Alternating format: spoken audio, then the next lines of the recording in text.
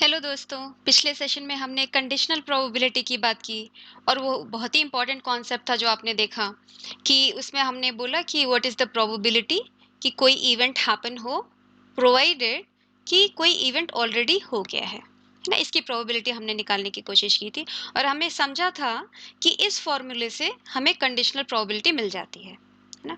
This is equal to probability of A intersection B, that means A और B दोनों साथ में होने की क्या प्रोबेबिलिटी है, divided by probability of B, है ना।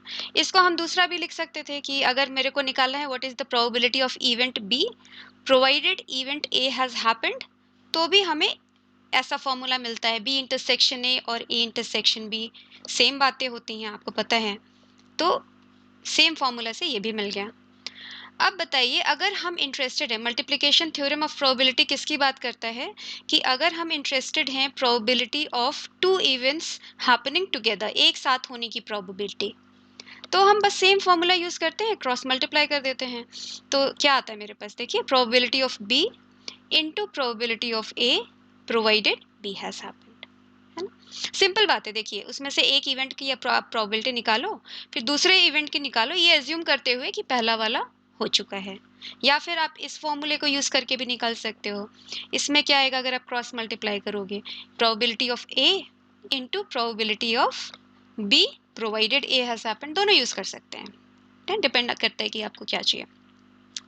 तो अब देखिए यहाँ पर बस यही है मल्टीप्लिकेशन थ्योरम ऑफ प्रोबेबिलिटी। ठीक है, तो चलिए क्वेश्चन करके देखते हैं। हाँ, two cards are drawn at random without replacement, important है, from pack of 52 cards, find probability that both are black। तो अब इसकी प्रोबेबिलिटी निकालनी है ना, both are black, that means आपने पहला निकाला वो ब्लैक निकला और दूसरा निकाला वो भी ब्लैक निकला, बोथ आर ब्लैक। इसका मतलब किसकी प्रोबेबिलिटी पूछी जा रही है, probability of B1 intersection B2, दोनों के एक साथ होने की प्रोबेबिलिटी, दोनों ब्लैक हों। तो आप क्या करते हो, अभी जो फॉर्मूला किया उसके हिसाब से आप कहते हो कि पहला ब्लैक हो इसकी प्रोबेबिलिटी निकाल लेते हैं, फिर दूसरा ब्लैक है इसकी प्रोबेबिलिटी निकाल लेते हैं, एज्यूम करते हुए कि जो पहला निकाला था वो ब्लैक था।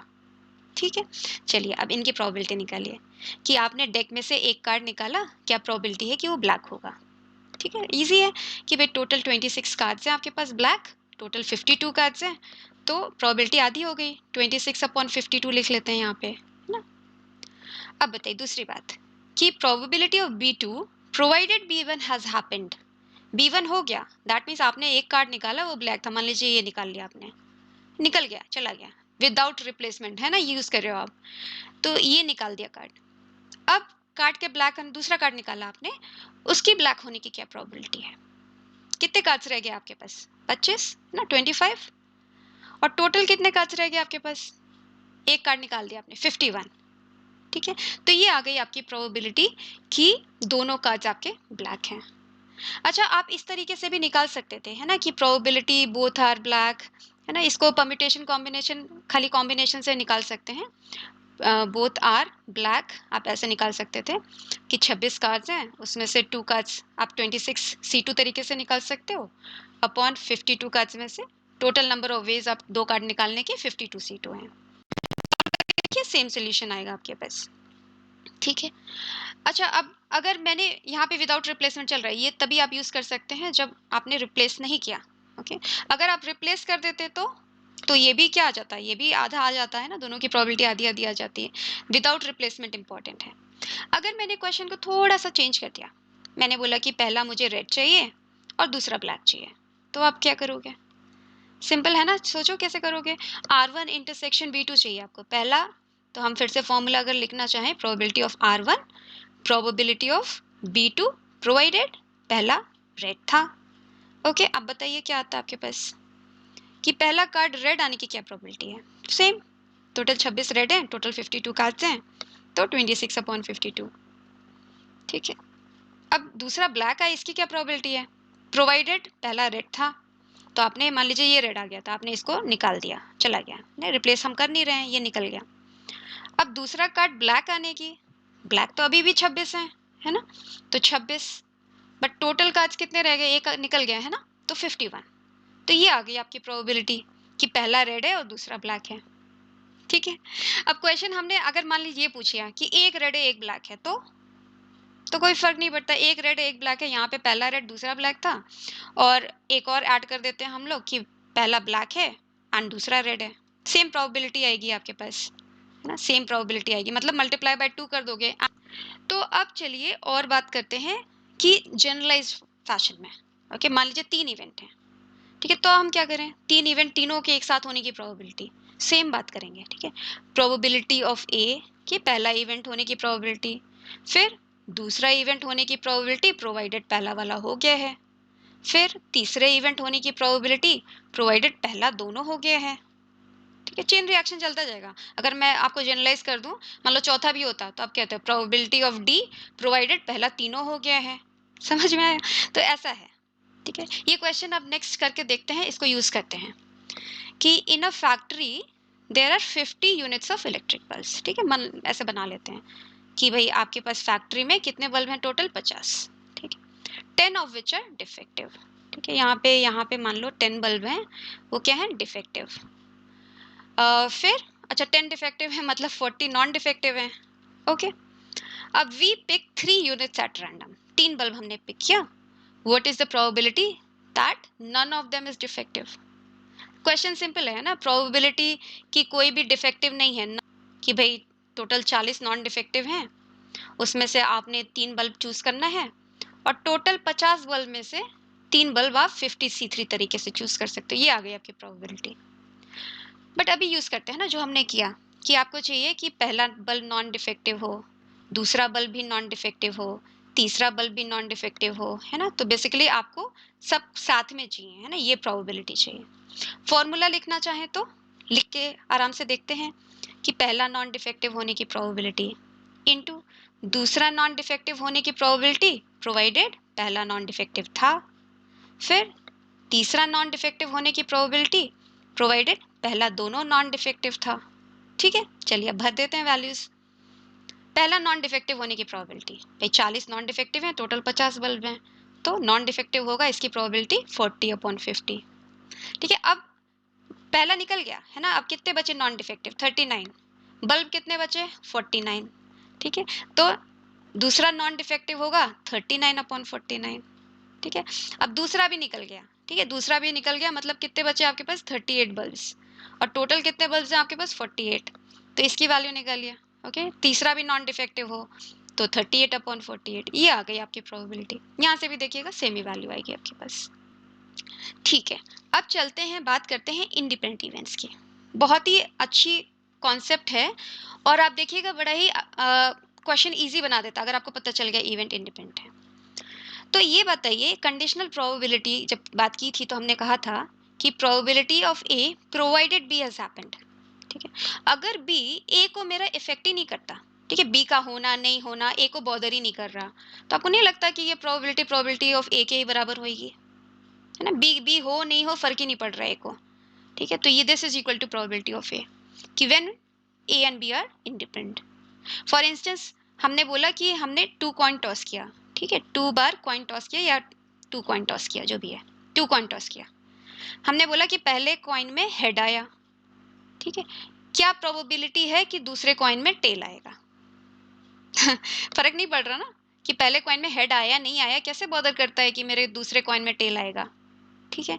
तो ये क्या होगा? प्रोबेबिलिटी कि दूसरे कॉइन में टेल आया प्रोवाइडेड पहले कॉइन में हेड आया था, this is same as probability कि दूसरे कॉइन में कितनी प्रोबेबिलिटी से टेल आता है, ठीक है? आधी होगी प्रोबेबिलिटी ऑफ कोर्स। तो यहाँ पे अगर मैं फॉर्मूले में रखूं तो क्या आता है मेरे पास? अगर ए और बी इंडिपेंडेंट है, ये तो प्रोबेबिलिटी ऑफ बी रह गया और A given B is same as probability of A. हो गया ना इंटरेस्टिंग बात कि आपको दोनों एक साथ होने की प्रोबेबिलिटी क्या आ गई? इंडिविजुअल प्रोबेबिलिटी का प्रोडक्ट। अब बॉदर ही नहीं करना, अगर आपको पता है कि इंडिपेंडेंट इवेंट है, अलग अलग लोगों की प्रोबेबिलिटी निकालो, मल्टीप्लाई कर दो, ठीक है? एक और इंटरेस्टिंग बात, अगर ये इक्वल नहीं है तो आप आराम से बोल सकते हो कि ये दो डिपेंडेंट इवेंट्स हैं, मतलब इंडिपेंडेंट इवेंट नहीं है, ओके? और इसको आप जनरलाइज भी कर सकते हो। मान लीजिए 3 इवेंट हैं और अगर आपको पता है कि तीनों म्यूचुअली जो है इंडिपेंडेंट है, तो इंडिविजुअल प्रोबेबिलिटी सबके प्रोडक्ट ले लिया हमने, सही है? अब एक बात कंफ्यूज करते हैं बच्चे जहाँ, वो ये है कि बोलते हैं कि इंडिपेंडेंट इवेंट और म्यूचुअली एक्सक्लूसिव इवेंट में क्या डिफरेंस है? बहुत डिफरेंस है ना? म्यूचुअली एक्सक्लूसिव इवेंट हमने क्या बोला था? Disjoint event. ओके, मतलब कि अगर एक हो रहा है तो दूसरा नहीं होगा, दैट इज म्यूचुअली एक्सक्लूसिव। ठीक है, जैसे कि मैंने कॉइन उछाला, हेड आना और टेल आना म्यूचुअली एक्सक्लूसिव है। ठीक है, अगर हेड आया तो टेल नहीं आएगा और टेल आया तो हेड नहीं आएगा। ओके, मतलब दोनों के एक साथ होने की प्रोबेबिलिटी क्या है? फाइव, नल है, जीरो है। अच्छा, यहाँ पे जीरो होना चाहिए है ना, प्रोबेबिलिटी जीरो है। ओके, और अभी अभी हमने बोला कि इंडिपेंडेंट इवेंट का क्या मतलब है कि भाई फाई नहीं है, अगर बी हो रहा है तो ए को बॉदर नहीं कर रहा, ये बोला हमने। ठीक है, और हमने देखा कि इनका प्रोडक्ट इंडिविजुअल प्रोबेबिलिटी का प्रोडक्ट होता है। तो अगर आप इस फॉर्मूले का यूज करते हो और अगर आपको पता है ए बी म्यूचुअली एक्सक्लूसिव है, तो वो तो यहाँ से गायब ही हो लिया है ना, बस आप इंडिविजुअल प्रोबेबिलिटी को ऐड कर देते हो। करेक्ट, और अगर यहाँ पर है तो आप प्रोबेबिलिटीज का प्रोडक्ट ले लेते हो। ठीक है, ए यूनियन बी की अगर आपको प्रोबेबिलिटी निकालनी है तो। चलिए, ये सब कॉन्सेप्ट आपको समझने हैं क्योंकि क्वेश्चंस तो बहुत बनते रहेंगे और हम लोग करते रहेंगे। Okay, a die marked 1 2 3 in red. ठीक है, हम डाई में 6 नंबर होते हैं, उसमें से 1 2 3 को इन्होंने लाल कर दिया, रेड कर दिया, और 4 5 6 को क्या किया इन्होंने? ग्रीन कर दिया। फिर डाइस को इन्होंने रोल किया। फिर क्या बोल रहा है? Event A, let A be the event that the number is even. ठीक है, इवेंट मतलब A is probability of A, क्या होगा? नंबर इवन आने की क्या प्रोबेबिलिटी है? टोटल 3 इवन नंबर होते हैं और टोटल 6 हैं। ठीक है, तो आधी probability of course. B be the event that the number is red, probability of B भी बता दीजिए, नंबर रेड है। कितने रेड हैं आपके पास? 3 लोगों को रेड किया ना इन्होंने, तो 3, और टोटल नंबर 6 है, आधी प्रोबेबिलिटी से रेड है। फिर क्या पूछ क्या रहा है? Are A and B independent, तो मतलब क्या? मतलब अगर हमें ये दिखा दें कि this is equal to probability of A into probability of B, तब आ जाएगा मेरा कि इंडिपेंडेंट इवेंट्स हैं। ठीक है, निकालते हैं। अब ये दो तो निकल गए, चलिए probability of A intersection B भी निकाल देते हैं। ए इंटरसेक्शन बी मतलब क्या? कि भाई रेड हो और इवन भी हो। कौन है जो रेड और इवन भी है? खोजो। रेड है और इवन भी है, केवल यही मिला ना हमको, रेड है और इवन भी है, 1। ठीक है, तो केवल एक तरीके से कोई नंबर रेड और इवन दोनों हो सकता है, और टोटल नंबर 6 है आपके पास, तो 1/6। नहीं आता तो आप ऐसे भी फॉर्मूला जैसे आप निकालते वैसे निकाल सकते हो, probability of B into probability of A provided B has happened. Okay, probability of E B, red आने की क्या प्रोबेबिलिटी निकाला आपने? Half. Probability of A, even आने की प्रोबेबिलिटी, प्रोवाइडेड आपका ऑलरेडी रेड है, तो आपका ऑलरेडी रेड है तो मतलब आपके पास 3 लोग हैं।